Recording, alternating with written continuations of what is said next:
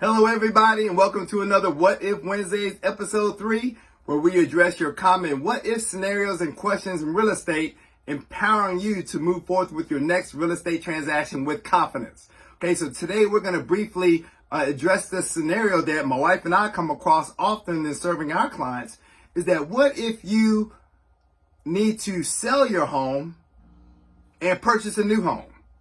You know, many clients are in that position where they're wanting to sell their home and also purchase a new home.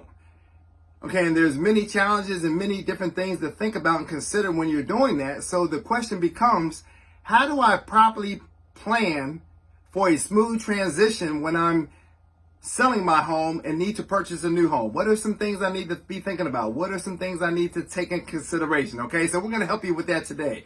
And I'm going to briefly talk about three things that we do when we're consulting our clients that we feel that you should be thinking about and do if you find yourself in that scenario. Okay, so let's talk about the first thing. The first thing is speak with your real estate agent. Okay, that is so important.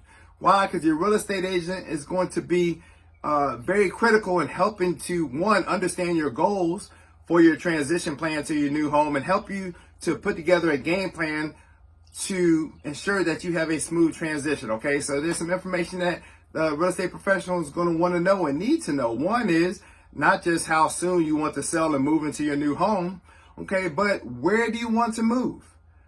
Okay, so if you're looking to move in the same geographic territory as where the agent serves, then they can possibly represent you in the listing your home and helping you find your new home.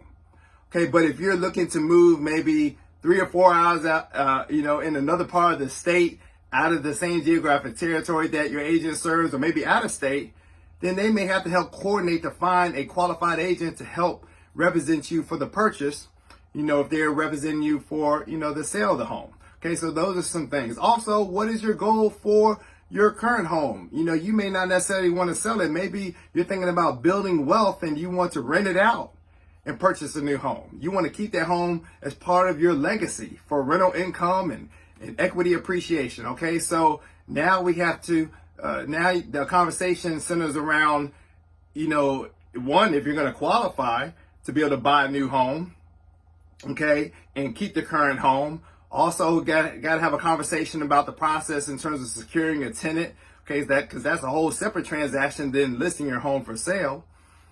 Okay, so those conversations should be discussed upfront with your real estate professional. The second thing is you want to speak with your mortgage professional, your lender. Okay, why?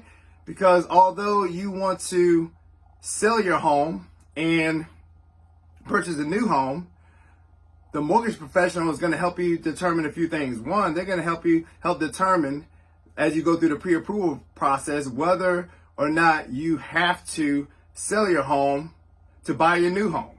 Okay, so you're going to look at your debt to income ratio and your income and your assets, and you very well may be able to qualify to buy your new home at the price point that you desire, where you want to desire, without having to sell or rent out your current home. Now that gives you more flexibility in terms of selling your home and finding a new home, especially in a competitive market, where there's a bidding war for homes. Okay, but let's say if you have to sell or rent out your home to qualify for your new home, now it becomes a little more challenging in coordinating that, okay, because now you have to either, have the money to go towards your new home, or they have to see maybe a lease agreement that's signed showing that you've secured a tenant prior to purchasing your new home. So now the coordination gets a little tricky. Okay, so but it can be done. I know we've done it many times with clients. Okay, so second step is to speak with your mortgage professional and go through that pre-approval process.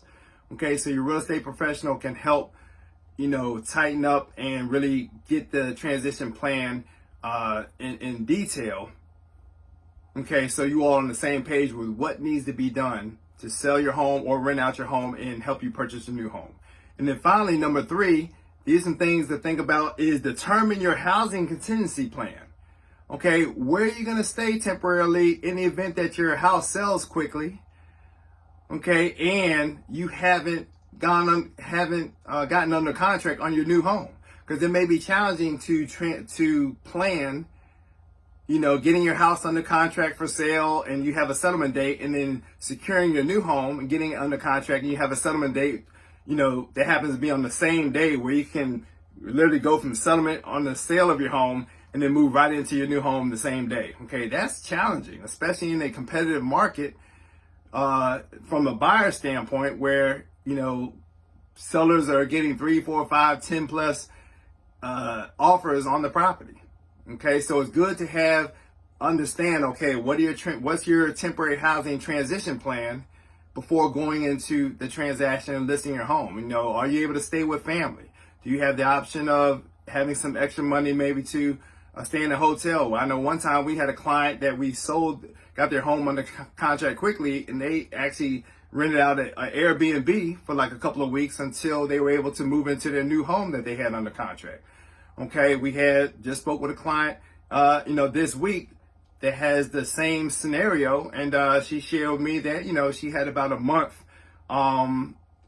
She could have a temporary housing for about a month to, stay in a hotel, until she was able to get a house under contract. Now, hopefully that it doesn't come down to it, but it's good that we discussed the transition plan up front. So now she has flexibility for her, for a temporary housing in the event that we sell our house quickly and we haven't gotten a new house under contract. Okay. So those 3 things: speak with your real estate agent, speak with your mortgage professional, and determine your housing contingency plan. Okay. So that's it. I'm Mike Houston with Mike and Tara for Real Estate Broker by eXp Realty.